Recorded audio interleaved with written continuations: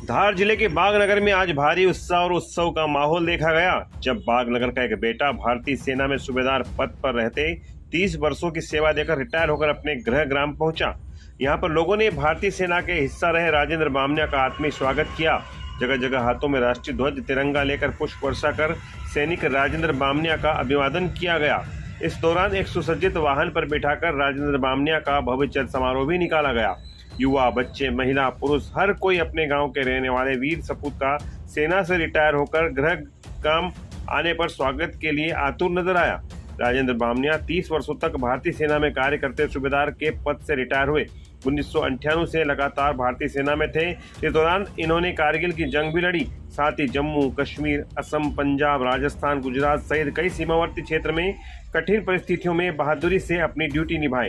राजेंद्र बामनिया के विषय में ग्रामीणों का कहना है कि उनका बचपन बेहद गरीबी में गुजरा।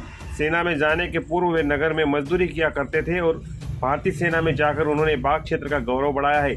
आज जब सेना से रिटायर होकर पुनः अपने ग्राम पहुंचे तो नगरवासियों के लिए यह गौरवशाली पल है। वहीं राजेंद्र बामनिया ने क्षेत्र के युवाओं से अपील की है कि वे भी देश की सेवा के लिए आगे आएं और अपने क्षेत्र का नाम रोशन करें।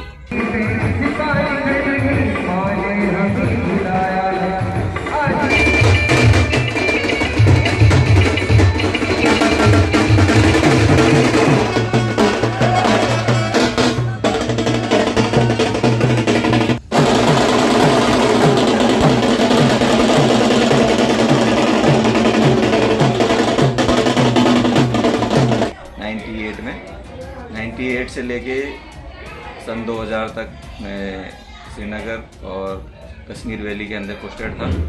उसके बाद मेरी दूसरी पोस्टिंग बठिंडा में थी और उसके बाद तीसरी पोस्टिंग मेरी आसाम गुवाहाटी में रही। उसके बाद गुवाहाटी से मैं बड़ौदा में रहा 1 साल। 1 साल के बाद मेरी पोस्टिंग जोधपुर रही, जहां मैं 3 साल रहा। जोधपुर के बाद दोबारा मुझे जम्मू कश्मीर की सेवा करने का मौका मिला जो सांबा में थी, और सांबा में 3 साल रहने के बाद फिर मुझे वापस राजस्थान में सेवा का मौका मिला जो अलवर में था।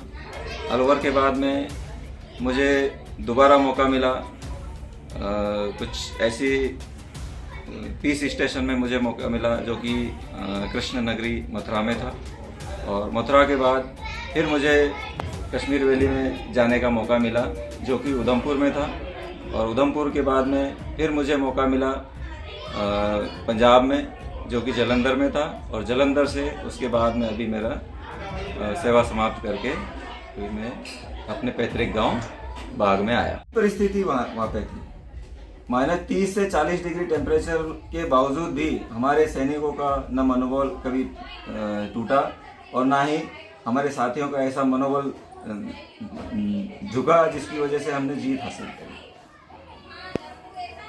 अपने जो युवाओं के लिए यही कहना चाहूँगा कि देश की सेवा सर्वोपरि है।